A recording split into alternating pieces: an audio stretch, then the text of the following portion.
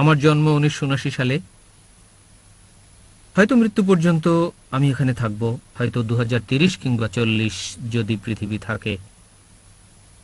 আমি কেবল জানতে চাই 1979 সালের আগে পর্যন্ত আমি কোথায় ছিলাম, মৃত্যুর পর আমি কোথায় থাকব। যদি এই পৃথিবীতে থাকি একটা নির্দিষ্ট সময় পর্যন্ত, আমি তখন কার প্রতিনিধিত্ব করব?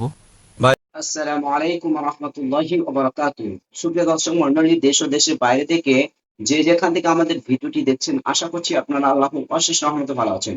তো আজকের ভিডিওটিতে একজন মানুষ ডক্টর জাকির নায়েককে প্রশ্ন করছেন যে মৃত্যুর পরে আমরা কোথায় থাকবো, কোন জায়গায় থাকবো। তো ডক্টর জাকির নায়েক কি চমৎকার ভাবে উত্তরটি দিয়েছেন, আজকের ভিডিওটিতে সেটি দেখে আসবো। তো চলুন ভিডিওটি দেখে আসি। প্রশ্ন করলেন যে তিনি 1979 সালে জন্মগ্রহণ করেন এবং বর্তমানে তিনি ইউএইতে আছেন। তিনি জানতে চান পরে তিনি কোথায় থাকবেন। তিনি বলছেন খুব সম্ভবত তিনি এখানে 2030 সাল পর্যন্ত থাকবেন যদি পৃথিবী থাকে।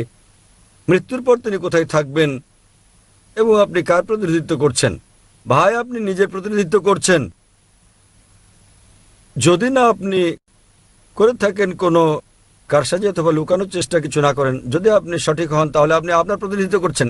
1 নম্বর পয়েন্ট, মৃত্যুর পর আপনি কোথায় থাকবেন তা নির্ভর করছে আপনি কি অনুসরণ করছেন। যদি আপনি অনুসরণ করেন সর্বশেষ চূড়ান্ত মহিমান্বিত কোরআন, মৃত্যুর পর আপনি স্বর্গে থাকবেন। যদি আপনি স্রষ্টার আইনের বিরুদ্ধে যান, সর্বশেষ চূড়ান্ত বাণী কোরআনের বিরুদ্ধে, তাহলে মৃত্যুর পর আপনি নরকে যাবেন।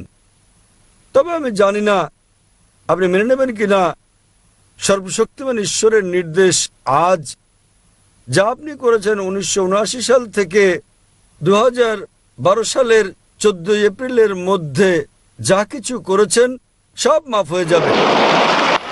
সব মাফ, শূন্য, আপনাকে মাফ করে দেওয়া হবে। তাহলে অতীতে আপনি যা কিছু করেছেন অতীতের সব মাফ হয়ে যাবে। কারণ আমাদের প্রিয় নবী মুহাম্মদ সাল্লাল্লাহু আলাইহি ওয়াসাল্লাম বলেছেন, যে মুহূর্তে কেউ গ্রহণ করে ইসলাম তার আগের সব পাপ মাফ হয়ে যাবে।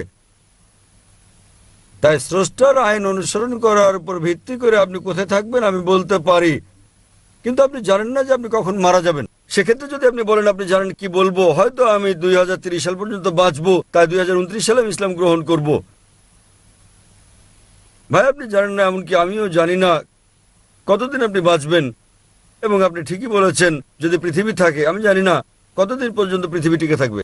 আল্লাহ কোরআনে বলেছেন সূরা লুকমান অধ্যায় নম্বর 31 আয়াত নম্বর 34, আল্লাহ ছাড়া পৃথিবী শেষ হওয়ার সময় কেউ জানে না। এই পৃথিবীর শেষ কখন আমরা জানি না। এটা কত বছর থাকবে, কত দশক থাকবে আমরা জানি না। কতদিন আপনি বাঁচবেন, আমি বাঁচবো, আমি জানি না। সুতরাং উত্তম হচ্ছে যখনই আপনি সত্য জানতে পারলেন তখনই তা গ্রহণ করেন। অতীতের সব গুনাহ মাফ হয়ে যাবে। তারপর আপনি চেষ্টা করেন অনুশীলন অনুসরণের যতটা আপনি পারেন। তাহলে মৃত্যুর পর আপনি কোথায় থাকবেন তা আপনার উপরে নির্ভর করবে। আমি কেবল আপনাকে পথটা বলে দিতে পারি। আল্লাহ কোরআনে বলেছেন সূরা গাসিয়া অধ্যায় নম্বর 88 আয়াত নম্বর 21 ও 22, আল্লাহ বলেছেন, ফাযাক্কির ইন্নামা আনতা মুযাক্কির। তিনি নবীকে বলছেন তোমার দায়িত্ব বাণী পৌঁছে দেয়া, হেদায়েত দান করা আল্লাহ সুবহানাহু ওয়া তাআলার হাতে। তাই আমি আপনাকে জিজ্ঞেস করতে পারি, আশা করছি পুরো ভিডিওটি দেখে আপনারা বুঝতে পেরে গেছেন যে আমরা মৃত্যুর পরে কোথায় থাকবো। ভিডিওটি ভালো লাগলে অবশ্যই লাইক কমেন্ট শেয়ার করবেন এবং চ্যানেলটিকে সাবস্ক্রাইব করে রাখবেন। তো আবার নেক্সট ভিডিওতে দেখা হচ্ছে। আসসালামু আলাইকুম ওয়া রাহমাতুল্লাহি ওয়া বারাকাতুহু।